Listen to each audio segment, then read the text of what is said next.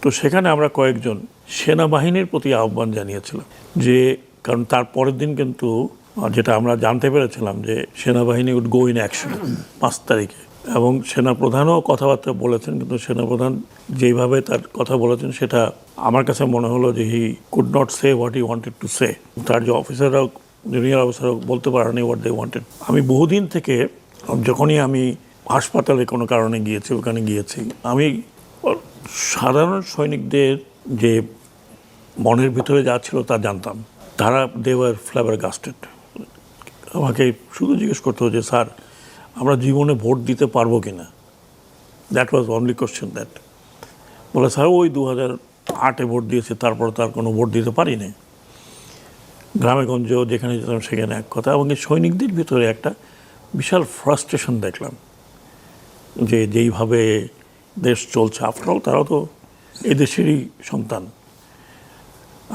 ওরাই আমাকে বলতে পারতো। তো তারপরে যখন এই জুলাই আন্দোলন শুরু হলো, যেহেতু আমি মহাখালীতে থাকি, বেরোতে আসতে বেরোতে দেখা হচ্ছে সোলজারদের সাথে, ওরা 2-4টা কথাতে আমি বুঝে যেতাম যে স্যার কি হচ্ছে, স্যার আমরা কি করব, হোয়াট শুড উই ডু।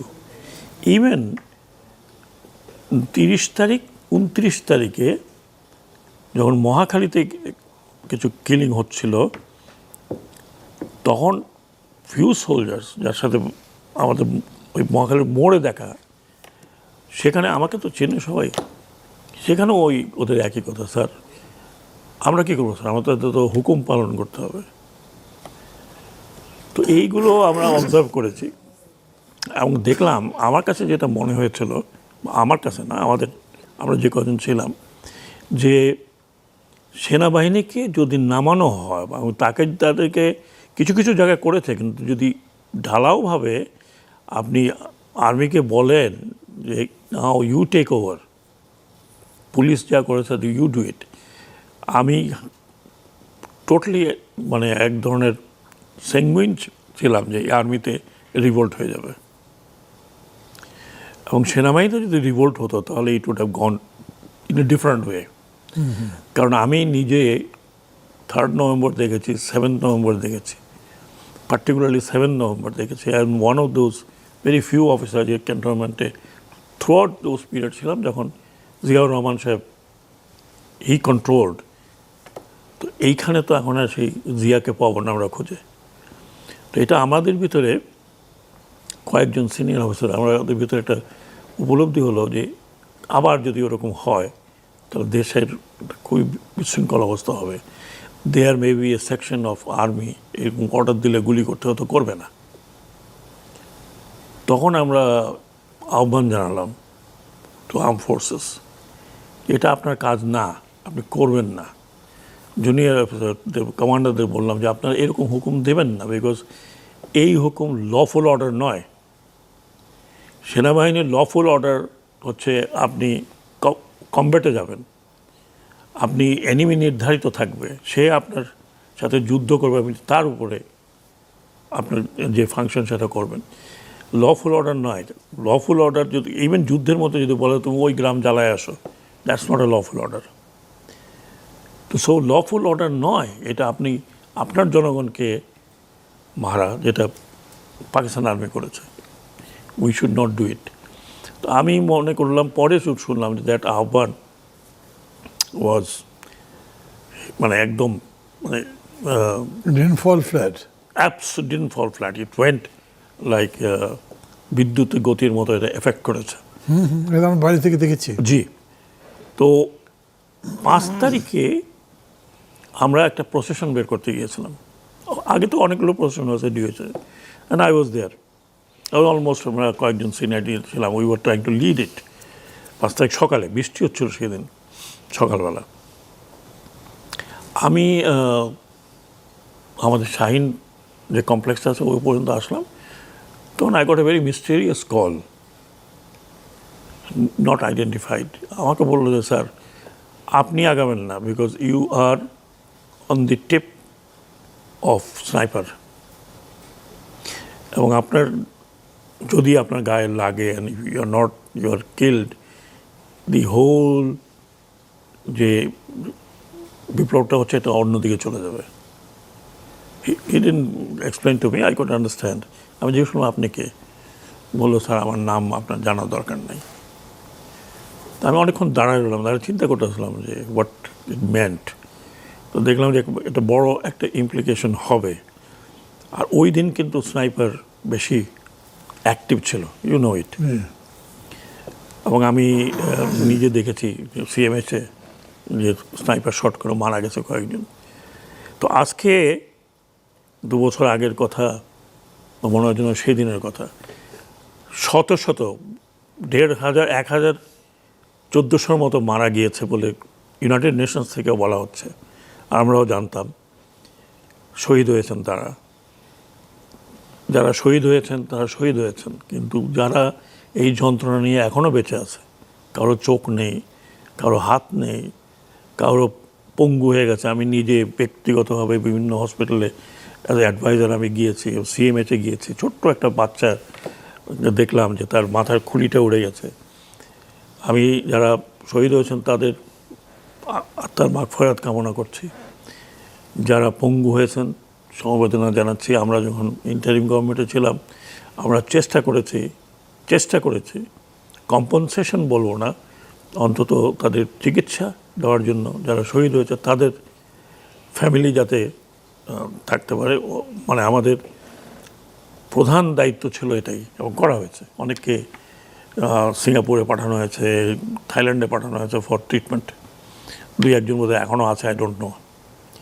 তো এটা অত্যন্ত দুঃখজনক। সবচেয়ে দুঃখ লাগে এই যে এটা আমাদের দেশ, আমরা সব বাইরের থেকে আসিনি, আমরা কোনো পাঞ্জাব থেকে আসিনি, আমরা সিন্ধ থেকে আসিনি। How could we do it? এটা আমরা কীভাবে করতে পারলাম? আমরা আমাদের নিজেদের সন্তান তুল্য এদের সামনে কীভাবে গুলি মারতে পারলাম? আমি কয়েকদিনের জন্য যখন স্বরাষ্ট্র মন্ত্রণালয় ছিলাম, আই আস্কড পুলিশ, আপনি কি একবারও মনে হয়নি?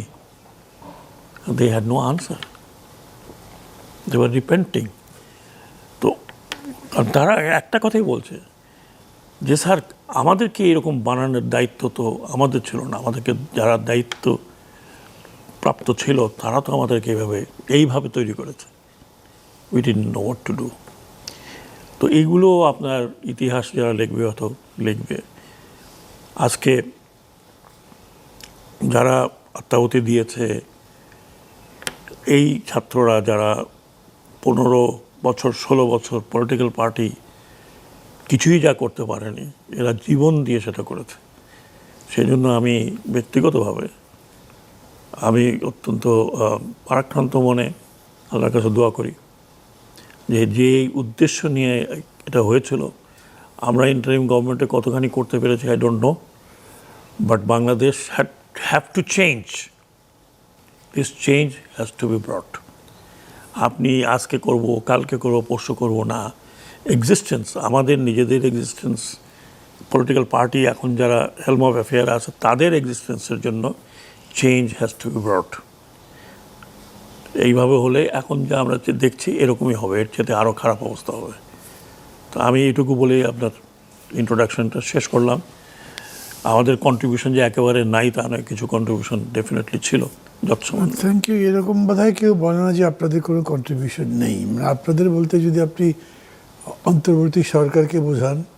হ্যাঁ, অন্তর্বর্তী সরকার ছাড়া আমি বলছি ইন্ডিভিজুয়ালি আমাদের অনেকের সেটা কন্ট্রিবিউশন নিশ্চয়ই আছে। রাওয়া ক্লাবের ওই মিটিংটা তো একটা হিস্ট্রি টার্ন করার মতো ব্যাপার ছিল, এবং এগুলো নিয়ে নিউজগুলো, মানে রাওয়া ক্লাবের যে মিটিংগুলো হচ্ছিল রিটায়ার্ড আর্মি অফিসারদের, এইটা নিয়ে সর্বমহলে তখন আলোচনা হচ্ছিল যে what is going to happen, এবং আলটিমেটলি যেটা হলো দেখা গেল। সেদিক থেকে আপনাদের কন্ট্রিবিউশন তো আছেই। তাছাড়াও as an adviser to the interim government, সেখানে আপনার আছে ইন্টারিম গভর্নমেন্টের মানে অনেক অবদান আছে, সেগুলো নিয়ে আমরা আলোচনা করব। তবে মানে আলোচনা শুরুর আগেই আমি আপনাকে ধন্যবাদ দিচ্ছি বিশেষভাবে যে আপনি যেভাবে একটা ইন্টারভিউ দিয়ে একটা আবহ তৈরি করেছেন, এটা আমার তৈরি করাই কষ্ট হতো হয়তো। মানে এটা হয় মনের মধ্যে থাকলে। আমি জানি না আপনি হয়তো অনেক দিন ধরে কথা এরকম করে বলতে পারেননি সবার সামনে।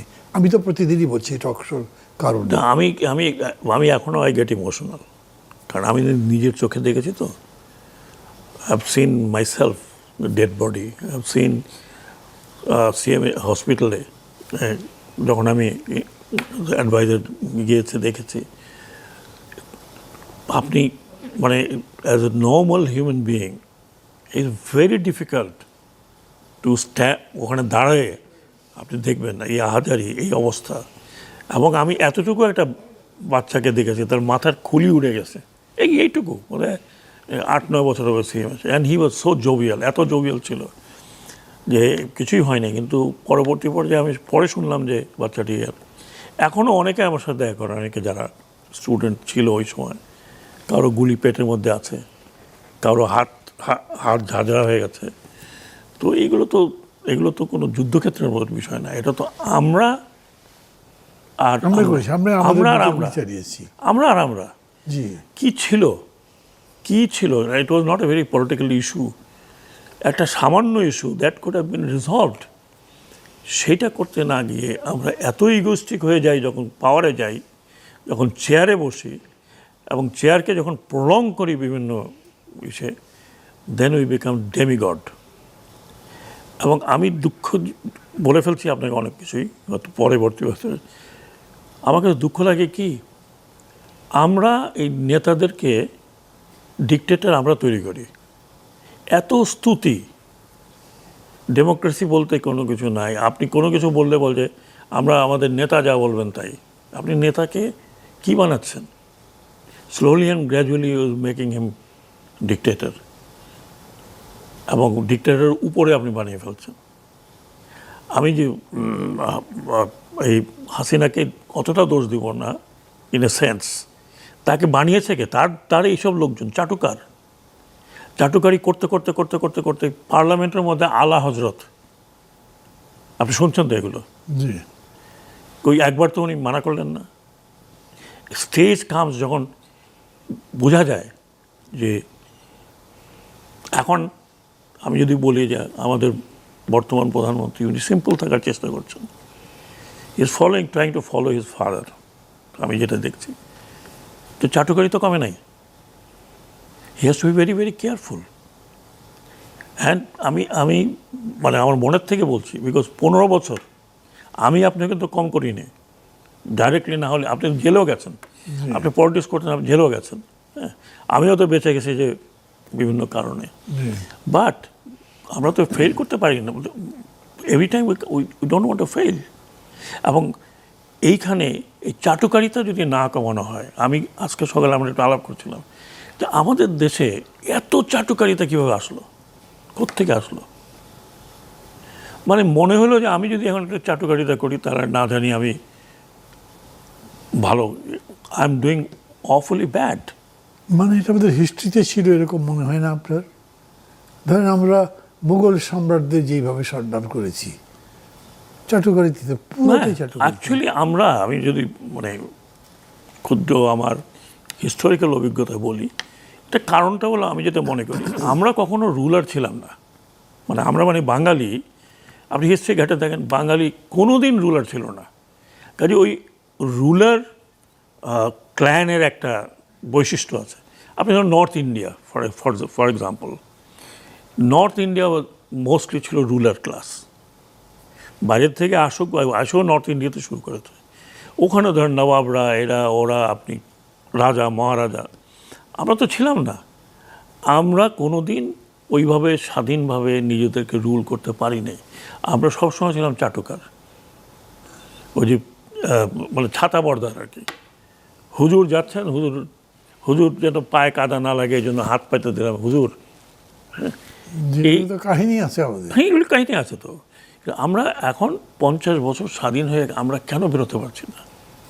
এটা একটা বড় জিনিস। আমরা আমাদের নেতাদেরকে জীবন থাকতে চায় তখন থাকতে দেই না। চাটুকারি করতে করতে করতে করতে করতে করতে এমন এমন কথা বলে যে বঙ্গোপসাগরের পানি শুকায়া যাবে, কিন্তু আপনার গাথা লেখা শেষ হবে না। এই করে করে আমরা আমাদের পলিটিক্যাল পিপুলকে দারুণভাবে নষ্ট করেছি। এটা চলমান আছে। One has to be very very careful এই চাটুকারিতা। আই মাস্ট স্ট্যান্ড, যে আপনি যদি আমাকে আমার ভুল ধরিয়ে দেন, I must stand on to it. আপনি যদি চাটুকারি করতেন, না না স্যার আপনি যা বলছেন, এর আগে কোনোদিন হয় না এগুলো, এই প্রথম। না, আমরা আবার বোধহয় মানে চাটুকারিতে এনজয়ও করি। না না, এনজয় করেন কখন? ধরেন আপনি প্রথম বললেন যে শাট আপ, হ্যাঁ, দ্বিতীয় দিন বললেন শাট আপ, থার্ড ডেতে বললেন ভাই প্লিজ একটু কম করেন, ফোর্থ ডেতে আপনি তখন একটু গালে হাত দিয়ে মুচকে মুচকে আসবেন, তাই তো I am the boss, I do everything.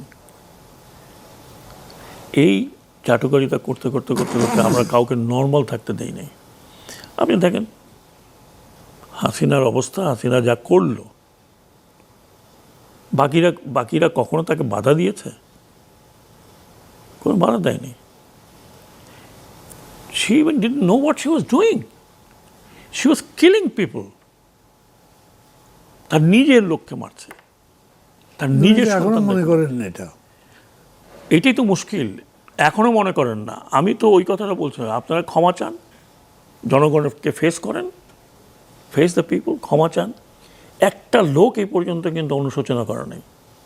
আপনি শুনছেন তো ফেসবুকে এত তারা বড় বড় কথা বলে, একবার বলে নাই যে উই ডিড সামথিং রং। ওরা তো পুলিশ হত্যার বিচার চাই, মানে আরে আগে আপনার এই যে ছাত্র হত্যা করছেন এটা বিচার দেন, বিচার মাঠে আসেন, তারপর না পুলিশের হত্যা। না বলছি ওইটা তো বলবার মতো পাওয়া যাচ্ছে না, কিন্তু তারা বিচার চাচ্ছে পুলিশ হত্যার। আরে পুলিশ হত্যার বিচার তো আপনি চাইবেন পরে, আপনি আগে আপনার বিচার করবে কে? ইউ হ্যাভ, এটা তো আমাদের কানে শোনা নতুন কিছু না, তো সেটাই। শুট টু কিল, আপনি বলেছেন shoot to kill. Sarwar bhai, thank you. মানে it's a good start for my talk show because মানে আজকের দিনটাকে সত্যিকার মানুষের মনের মধ্যে নেওয়ার জন্যে এই দুঃখ, এই দিনের যে পেইন আছে, যে স্মৃতিগুলো আছে, সেটা যেভাবে আপনি নিয়েছেন আমি মনে করি সেটা মানুষের মনের মধ্যে গেছে। সাখাত ভাই, আমি মানে এই অফ টাইমের মধ্যে আপনাকে যেমন বলছিলাম সেরকম বলি, খুবই চমৎকারভাবে আপনি মানে জাগরণটার কথা বলেছেন, রক্তদান ইত্যাদি যা যা বললেন। আমি মনে করি দর্শকরাও অনেকটা মুগ্ধভাবে বিস্ময়ে এটা শুনেছে মনে করি আমি। কিন্তু এই যে ধরেন 15 বছরের স্বৈরাচারী শাসনের অবসান হয়ে গেল 36 দিনের মধ্যে, এই রক্তক্ষয়ী লড়াইয়ের মধ্যে, মানে কি এমন হলো জনগণের মধ্যে, কি আসলো, কি আকাঙ্ক্ষা আসলো যে মৃত্যু ভয় উপেক্ষা করে নেমে গেল? মানে কীরকম হয়েছে, 2-3টা ঘটনা ধরেন যে আমি শুনেছি আর্মির লোকজন বা পুলিশের লোকজন নাকি বলেছে গুলি চালিয়ে কত মারবো, একটা মরলে 10টা দাঁড়িয়ে যায়। আবার একটা কথা এরকম শুনেছি, মিছিল যাচ্ছে সামনে পুলিশ গানটা নিয়ে, কেউ তো বলছে এই সামনে পুলিশ, কয়ালে কিছু না, সামনে বাংলাদেশ, পেছনে মৃত্যু, তারপরে গেছে গুলি চলেছে। আপনি প্রথম যেটা বলেছেন যেটা আমি হোম মিনিস্ট্রিতে দেখেছি, আমি এই ক্লিপটা, একজন পুলিশ অফিসার বলছেন, তৎকালীন হোম মিনিস্টার বা যদি বলি যে ফরেন রিজিমের হোম মিনিস্টার, তাকে বলছে সেক্রেটারি স্ট্যান্ডিং, পুলিশ বলছে স্যার কী করব, একটা মারি আর 10টা খাড়া হয়ে যায়, আবার মারি আবার 10টা খাড়া হয়ে যায়। মানে দি ভেরি ক্লিপ, এটাকে যদি আমি ইন্টারপ্রেট করি, তার মানে যারা এই সম্মুখ অগ্রগামী এই আন্দোলনটাকে নিয়ে গিয়েছে, তারা বাংলা যদি বলি মরণ ভয়কে উত্তরণ করে কিন্তু গিয়েছে। জি, একটা সময় আসে, আমি যুদ্ধক্ষেত্রের কথা যদি বলি, প্রথম দিকে খুব ভয় লাগে, প্রথম যখন আপনি যান, কিন্তু ফার্স্ট রাউন্ড যখন ফায়ার হয় আর আপনার পাশে আপনার কোনো কমরেড গায়ে লেগে যদি মারা যায়, আপনি ফিয়ার ইজ লস্ট। দেন তখন বলা হয় যে আপনি ভয়কে জয় করে ফেলছেন অলরেডি। নাহলে আপনি চিন্তা করেন যে এইরকম গোলাগুলির ভেতরে আর্মি ইজ ফাইটিং, তাতে human being, human being, how it comes. আপনি ভয়কে জয় করলেন কখন? যখন আপনি দেখলেন যে আলটিমেটলি কী হবে, I will die, I will die, somebody has died for me or for the country. ওটা একটা মোটিভেশন। এখানে তো অবশ্য সেরকম মোটিভেশন ছিল না যে will die for the country. But যখন একটা গুলি চালালেন, দুটা গুলি চালালেন, দুজন মারা গেল, তিনজন মারা গেল, আবু সাইদ যখন এটা করলো, এই ইমেজটা যখন সারা দেশে, সারা দুনিয়াতে তো গেল, আমি দেশের কথা বলছি, যখন ফল করলো, তখন আপনি চিন্তা করেন আমাদের মতো লোকের মনে হয় যে বের হয়ে আমরা দুইটা পিটা দিই, হ্যাঁ, রাইফেল নিয়ে let me go and kill some people. এই যে ভিতরের থেকে একটা আপনার মানে আবু সাইদের যে স্যাক্রিফাইস, সে তো জানতো যে তাকে গুলি করছে, একটা করছে তারপর সে দাঁড়িয়ে আছে, দুইটা করছে তারপর সে দাঁড়িয়ে আছে। এটা আপনার যে ফিয়ার ব্রেকিং হয় না, ফিয়ার ধরুন একটা স্ট্রেট লাইন, ওপর যেটাকে আমরা যদি বলি thin red line, and that was broken by Abu Sayeed. যেই জন্য আবু সাইদ বিকেম এখন এই জুলাই আন্দোলনের ফেস ওয়ার্ল্ড ওভার, এবং সারা দুনিয়াতেই কিন্তু এটা আপনার মনে আছে নিশ্চয়ই। টিয়ানআমেন স্কোয়ারে যখন রিভোল্ট হলো, একটা স্টুডেন্ট ট্যাঙ্কের সামনে দাঁড়ালো, ইট became symbolic part of revolution. তো সিমিলারলি এই যে আমাদের তরুণরা যখন বের হয়েছিল, তারা কিন্তু বের হয়েছিল একটা খুব সিম্পল জিনিসের জন্য, কিন্তু সেইটা যখন তাদেরকে যেইভাবে আক্রমণ করা হলো বাই ওয়ার্ডস অ্যান্ড প্র্যাকটিক্যালি, ওই ফিয়ারটা কেটে ফেললো। যখন এই ফার্স্ট গুলিটা চললো, that fear is gone, and they are all young people. আমরা না একটু ভয় পাই দৌড় দিতাম, they are all young people, maybe বোধহয় আমার মনে হয় 99% বিলো 25। এবং ওই একটা এজ যেখানে কারেজ একটা বড় জিনিস। এই তো কয়দিন আগে আপনি দেখেন যন্তর মন্তরে কী হলো, দ্য সেম থিং। যদিও সেখানে গোলাগুলি কিছু করেছে, বাট ওরকম না, they didn't do it because they didn't dare to do it. কিন্তু তারপরেও তো দেখেন সেটাও তো একটা ক্রসিং দ্য ফিয়ার। তো আপনি যখন এই থিন লাইনটা পার করে যান, whether it is you are a soldier or you are anything, বিশেষ করে ইউথের মধ্যে যখন আপনি এটা পার করে যান, তখন then you just don't bother about যে গুলি আপনার গায়ে লাগলো না আরেকজনের গায়ে লাগলো না আমার কমরেডের গায়ে লাগলো। কেউ কিন্তু এই যে এখন আমরা যাদেরকে দেখি, যাদেরকে আমরা নেতা বলি, এই আন্দোলনের যারা সম্মুখ সারিতে ছিল, যারা আছে এখনও, they did not run away, তারা পালিয়ে যায়নি, পিছনে যায়নি, they were in the front. So এটা একটা সাইকোলজিক্যাল ইস্যু, এবং ওই ব্যারিয়ারটা ক্রস করার এনভায়রনমেন্ট তৈরি করেছে কিন্তু তৎকালীন ফরেন গভর্নমেন্ট। বিকজ একটা মেসেজ দেওয়া হলে তোরা you are nothing of this country, is me, এবং দ্যাট হ্যাজ, ওই জিনিসটাই আমার মনে হয় যেটা psychologically made people brave, let us face it, এই দেশ তোর বাপের না, গান যেটা বেরোলো আর কি। তো ওইটাই আমি আমার কাছে সাইকোলজিক্যাল ইস্যুটা এখানে আছে। ওই যে একজনকে মারি আরেকজন আসে, আরেকজনকে মারি আরেকজন আসে, দ্যাটস হোয়াট ইট ইজ। আপনি একটা খুব মানে এই যে এখন যে গল্পটা বললেন তো খুবই চমৎকার গল্প। আপনি নিজে অন্তর্বর্তী সরকারের উপদেষ্টা ছিলেন 1.5 বছরের মতো সময়, বা বেশি হবে কিছুটা, মানে এরকম অনেক গল্প নিশ্চয়ই জানেন। আমি মনে করবো যদি আপনার বলার মতো সেরকম গল্প হয়, তাহলে দর্শক যারা আছেন তারা খুবই উৎসাহিত আমরা বলতে পারেন। মানে আমরা চেষ্টা করেছি, আমাদের একটা কালেকটিভ চেষ্টা ছিল। We face lot of problem, একটা জিনিস লোকে অনেকে অনেক কিছু বলে, অন্তর্বর্তীকালীন সরকারে যারা ছিল, যারা আমরা ছিলাম, আমরা যে সবাই খুব একটা খুবই অ্যাডমিনিস্ট্রেটিভলি দক্ষ, একেবারে বিরাট এক্সপিরিয়েন্স নিয়ে আসছি ওরকম ছিল না। কারো 2-4 ছিল যাদের একটু এক্সপিরিয়েন্স ছিল, বাকিদের হয়তো ছিল না।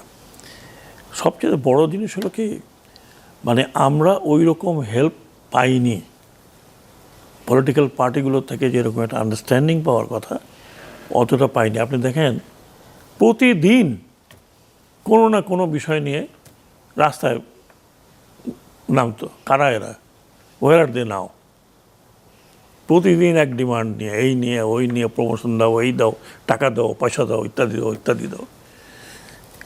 এটা মানে ব্যাপারটা হলো যে আপনি শোনেন, এখন তো ক্লিয়ার যে অন্তর্বর্তীকালীন সরকার যে থেকে যায় এই ভয় ছিল আর কি। তো আমরা তো থাকার জন্য আসি নাই। We all knew that maximum 2 years যদি থাকা যায়। মেনি অফ আস সেড ভাই এর বিয়ন্ড এটা আপনারা থাকবেন, আমরা থাকবো না। কারণ আমি জানি, আমরা তো দেখেছি যে আপনি প্রথমে খুব ভালোবাসা, তারপরে আপনি শুরু করেন খুদ ধরা, এই ধরা, ওই ধরা, সেই ধরা, অমুকে এটা খেয়ে গেছে, অমুকে ওইটা করে গেছে। এ তো আমাদের বাঙালিদের তো অতিথি বেশি দিনে হলে আদর কমে যায়। হ্যাঁ। তো যাই হোক, আমরাই বলেছি যে ইলেকশনটা যত তাড়াতাড়ি সম্ভব, সিচুয়েশন পারমিটস। কিন্তু একটা বিষয় আমি প্রসঙ্গত বলি, আমরা কিন্তু সবাই এক ধরনের এনশিওরড ছিলাম যে যারাই আসুক, they will bring a change immediately. কারণ আপনি একটা জিনিস যত দেরি করবেন, লিঙ্গার করবেন ফর চেঞ্জ, আপনি ততই কিন্তু ডাইলিউট হয়ে যাচ্ছেন। এবং আমি যেটা মনে করি, যে সমস্ত চেঞ্জের কথা বলা হয়েছে জুলাই সনদে, হয়তো ডাইনে বামে একটু এদিক ওদিক করতে পারেন, but if it is not, আপনি যদি এই পুরনো কনস্টিটিউশনকে যদি পরিবর্তন না করেন, তাহলে সামনে বিপদ আসছে আপনার, ন্যাশনালি, ইন্টারন্যাশনালি। আমি পুরোটা এক্সপ্লেন করার দরকার পড়ে না, পাবলিক নোজ। কাজেই আপনাকে whether you like it or not, এটা পরিবর্তন আপনাকে করতে হবে, you promise to do so. জনগণের আমাদের মানে আশাটা ছিল যে এটা হবে, এরকম একটা কিছু হবে, আমরা একটা পরিবর্তনের সূচনার একটা রাস্তা দেখিয়ে দিয়েছি, সেটা হবে, and that is what was promised. এটা না হলে এখন আপনি দেখছেন যে কিছু কিছু আলামত দেখা যাচ্ছে যে how the country is becoming, মানে দেশে অরাজকতার একটা আভাস তৈরি হচ্ছে। তো এটা আপনি পরিবর্তন যদি না করেন, ওই একই অবস্থা যদি চলে, তাহলে ওই আজকে ফ্যাসিবাদী, দুদিন পরে আরেকজন ফ্যাসিবাদী হবে, আমরা কি এর মধ্যে চলতে থাকবো? এটাই কি আমাদের মানে এই দেশের এভাবে চলবে?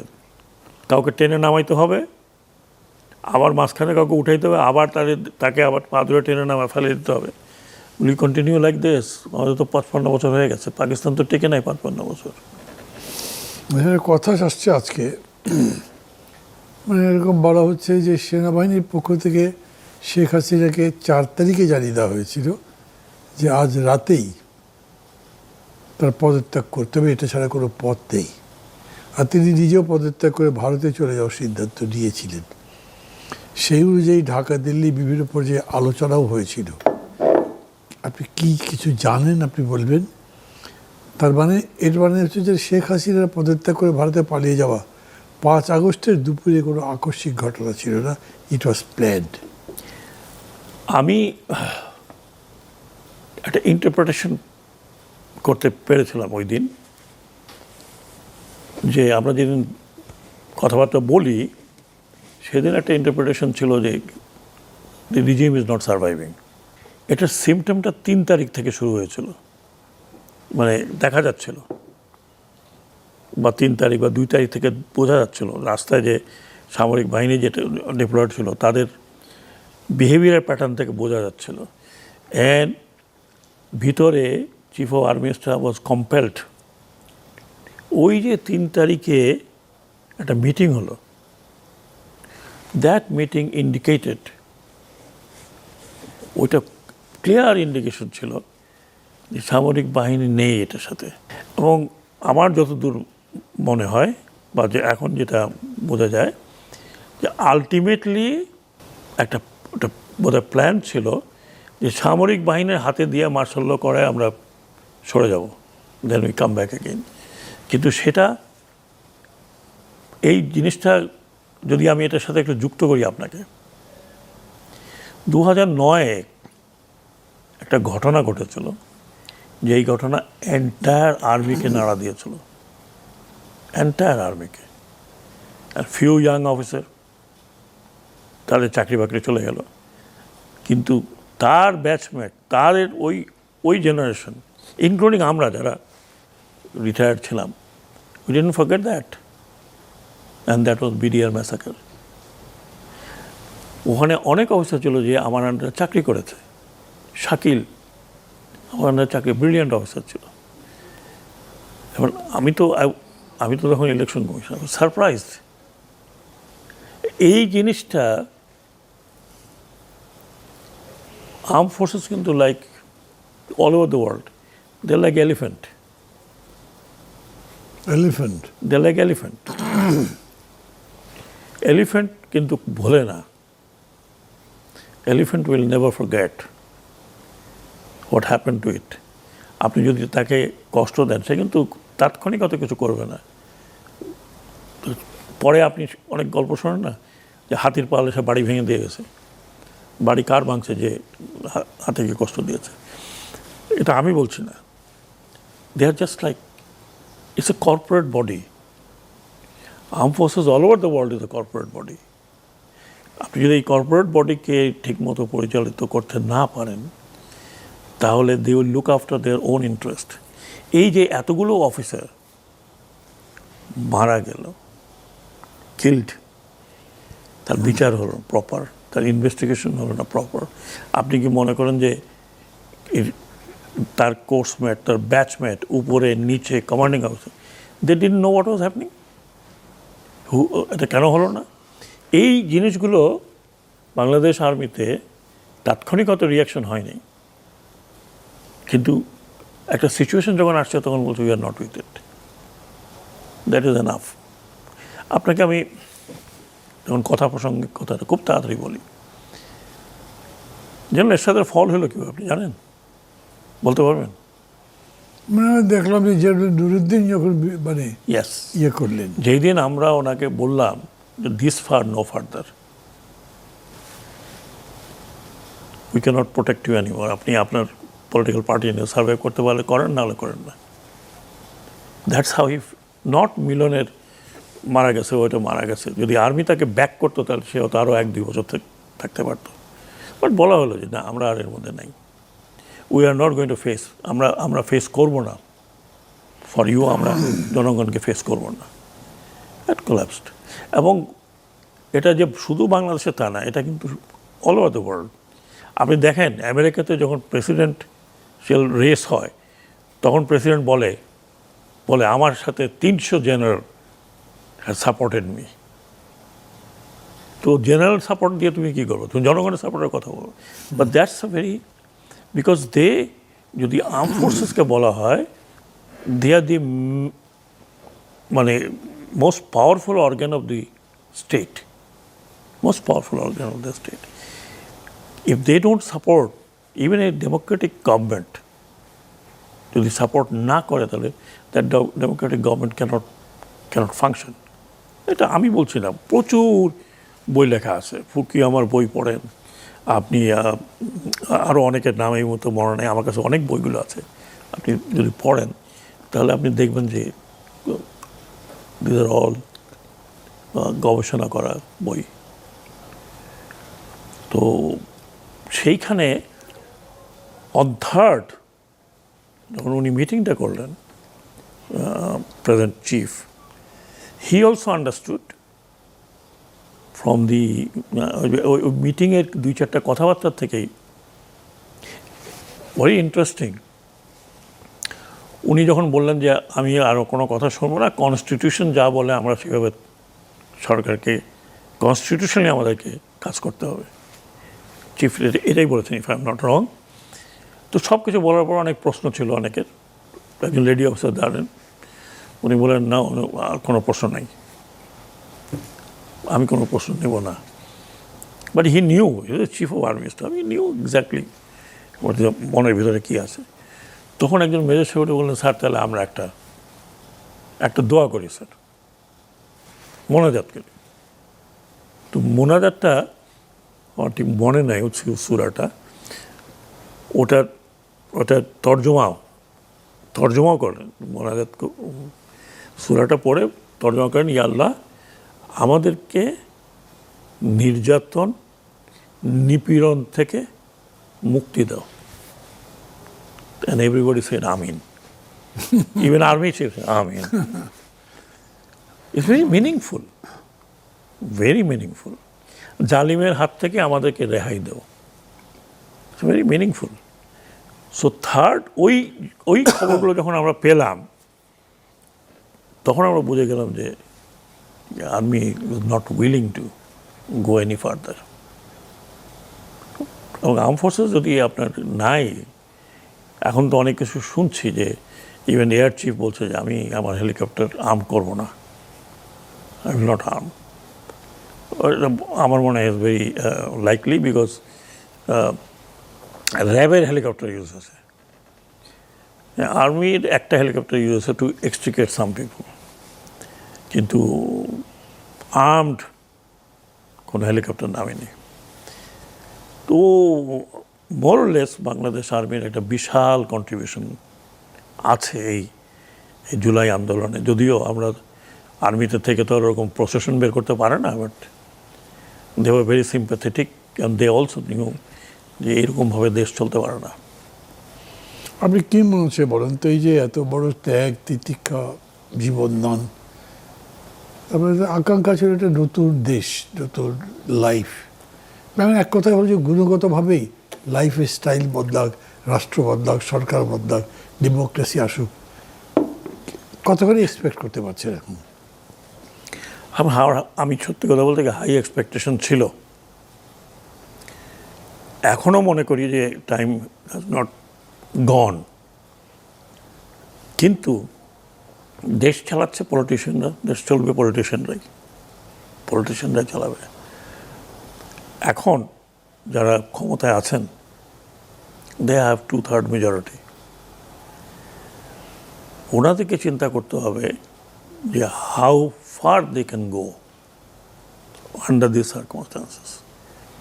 পরিবর্তন আসতে হবে। আমি খুব আশাবাদী যে এটা আসবে, এটা হবে। ফর পলিটিক্যাল সার্ভাইভালের জন্য এটা দরকার আছে। এবং এই সুযোগটা যদি না অ্যাভেল করা হয়, তাহলে আই এম সরি, এদেশের কপালে অনেক দুঃখ আছে। নট অনলি ইন্টারনাল, আমি এক্সটার্নালের কথা বলছি। আপনি যতক্ষণ পর্যন্ত ইন্টারনালি স্ট্রং না হবেন, ততক্ষণ পর্যন্ত আপনি এক্সটার্নাল মোকাবেলা করতে পারবেন না।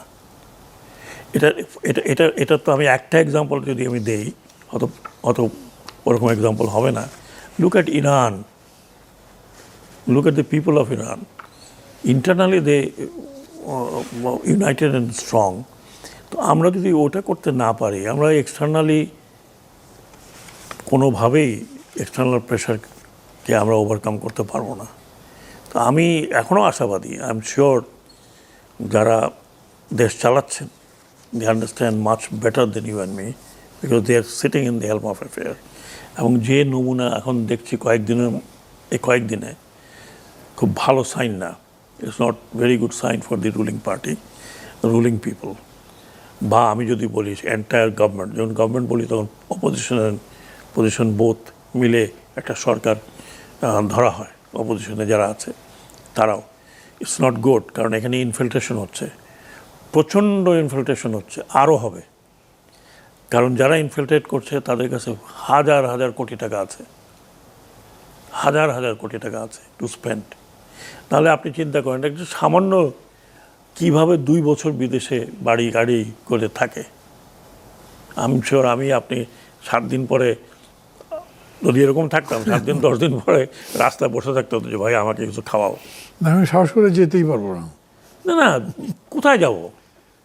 আমাকে যদি আজকে কেউ বলে যে ভাই আপনি চলে যান, আপনার বিপদ আসছে, কোথায় যাব?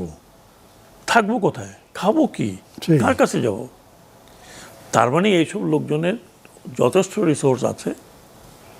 একজন তো বলে 370 বাড়ি এক জায়গাতে আছে। মানে this country has been just looted. আমি বলি সম্পূর্ণ লুট হয়ে গেছে। শিক্ষাত ব্যবস্থা ধ্বংস হয়ে গেছে, সোশ্যাল ফ্যাব্রিক নষ্ট হয়ে গেছে। সবচেয়ে বড় ক্ষতি হয়েছে অ্যাডমিনিস্ট্রেশন, ল এনফোর্সিং এজেন্সি। আপনি আজকে বলছেন আমি সামান্য অভিজ্ঞতা থেকে বলি, পুলিশের মনোবল এখনো ফিরে আসেনি। পুলিশ এখনো একটা ডিফিটেড ফোর্সের মতো কাজ করছে। এখন কোনো কিছু হলে দে জাস্ট স্ট্যান্ড, আপনার মুখ দেখে, আমার মুখ দেখে, আরেকজনের মুখ দেখে, আরেকজনের মুখ দেখে, যে কোন দিকে যাব, কোন দিকে যাব, এইখানে যদি আমি যাই তাহলে আমার বিপদ। এবং আমার অভিজ্ঞতা, এটা আমি তখন ওখানেও বলেছি, আমরা অনেক সময় অ্যামাং আস অ্যাডমিনিস্ট্রেশন, আপনি অমুক এই করতে করতে বাংলাদেশের অ্যাডমিনিস্ট্রেশনের যে ক্ষতি হয়েছে, আপনি 16 বছর 17 বছর কেউ ছিল না, তাকে নিয়ে আসে আপনি অ্যাডমিনিস্ট্রেশন বসিয়ে দিলেন। 17 বছর আগের বাংলাদেশ আর 17 বছর পরের বাংলাদেশ, 15 বছর আগের বাংলাদেশ বা 10 বছর আগের বাংলাদেশ, 10 বছর পরের বাংলাদেশের হোল লট অফ তফাৎ। আপনার ছাত্র জীবনটা চিন্তা করেন আর এখনকার ছাত্রদের কথা চিন্তা করেন। আমি যখন মেজর ছিলাম বা লেফটেন্যান্ট কর্নেল ছিলাম, তখনকার আর এখনকার যারা আছে, আকাশ পাতাল তফাৎ। It has changed, world has change, whole thing has change. আপনি সেখানে অ্যাডমিনিস্ট্রেশনকে এইভাবে একেবারে, আমাদের দোষ। আমি ইন্টারিম গভর্নমেন্টের one of the bad thing, আমি এটাই বলবো যে পিপল প্লেড উইথ অ্যাডমিনিস্ট্রেশন। আমরা অ্যাডমিনিস্ট্রেশনের ফেব্রিকটা নষ্ট করেছি। সেই ফেব্রিক নষ্ট করতে আপনি দেখছেন যে কোনো কিছুই এখন পর্যন্ত স্টার্ট হয়নি। তারপরে কি এখন কি কোনো আশা নাই নাকি আছে? আশা তো আছে, কিন্তু আপনি যদি রাইট ট্র্যাকে থাকেন, আশা তো ডেফিনেটলি আছে। কতক্ষণে রাইট ট্র্যাকে আছি মনে হচ্ছে? কেবল তো স্টার্ট, আমি আশাবাদী, কেবল তো স্টার্ট। বাট যা এই 2-3 দিনে দেখছি, এটা যদি অ্যারেস্টেড না হয়, অ্যারেস্টেড ইন এ সেন্স, এটাকে যদি আপনি স্টপ এখানে করতে না পারেন। যেমন আজকে আমি একজন রাষ্ট্রপতি, তার একটা প্রোগ্রাম, সেই প্রোগ্রামে অতীতে কোনো বিশৃঙ্খলা দেখেছেন? কেন হলো? Because somebody was very careless. এই যে চাটুকারিতার কথা বললাম, কেউ একটা চাটুকারিতা করার জন্য এমন একটা কিছু করেছে, এটা যদিও আমি দেখি না, কারণ যেটা আমি যা শুনলাম, তার মানে তো ফুললি চাটুকারিতা করার জন্য এটা করা হয়েছে। আপনি যাদের ক্রেডিট দেওয়ার কথা তাদের কোনো ক্রেডিট দিলেন না। আপনি দিতেন, অন্যকেও ক্রেডিট দিতেন, কিন্তু আপনি এই যে কথাগুলো বললাম, যারা রাস্তায় দাঁড়িয়ে রক্ত দিল, যারা মৃত্যুকে ভয় পেল না, না তাহলে পুলিশ নাই, অ্যাডমিনিস্ট্রেশন নাই, কিছু নাই, তোরা কীভাবে রান করবে? জি, রান করবে কিভাবে? কিভাবে এই সংস্কার করবে? মানে জুলাই আপনাকে প্রথমে উপলব্ধি করতে হবে যে ওয়ের ইজ দ্য প্রবলেম। আমি বললাম যে না না কোনো সমস্যা নেই, সব ঠিক হয়ে যাবে, ধরে ফেলবো, এটা করে ফেলবো। আপনি যদি ওটার উপরে বিশ্বাস করেন তাহলে তো চলবে না। আপনি প্র্যাকটিক্যালি দেখছেন তো, এই 2 দিন আগে একটা মারামারি হলো না, একটা এক গার্মেন্ট ইন্ডাস্ট্রির সামনে যে কী হলো, police could not take any side. কোন সাইড নেবে? এখন যেটা হলো, কোন সাইড নেবে? ছাত্রদের মধ্যে এখন যেটা হলো, ওটা তো গেলই। এই ছাত্রদের মধ্যে এখন যেটা হলো, কাজেই আপনাকে যদি অ্যাডমিনিস্ট্রেশন চালাতে হয়, মাহাথির মোহাম্মদ একটা কথা বলেছিল, if you are administrator sometime you have to take bitter pill, মানে তিতা ওষুধ আপনাকে মুখে খেতে হবে। আপনি এত ভাই, আমার হাতে জাস্ট 2 মিনিট সময় আছে। সরি, অনেক কথা বলে ফেললাম। না না, আপনি বলে ফেলেন, আপনি বলে শেষ করে ফেলেন। জি, মানে এই যে শিক্ষার্থীদের মধ্যে যে গোলমাল হলো, বেগম রোকেয়া বিশ্ববিদ্যালয়, ঢাকা কলেজ, তারপরে জগন্নাথ বিশ্ববিদ্যালয়, আলিয়া মাদ্রাসা, ছাত্রদল শিবিরের গোলমাল, কি বলবেন? এটা আর্টিফিশিয়াল আমার কাছে মনে হলো। এটা রোধ করা দরকার, বোথ দ্য পার্টি। তার কারণ এখানে ইনফিলট্রেশন হয়েছে, আমি 100% শিওর অ্যাবাউট ইট।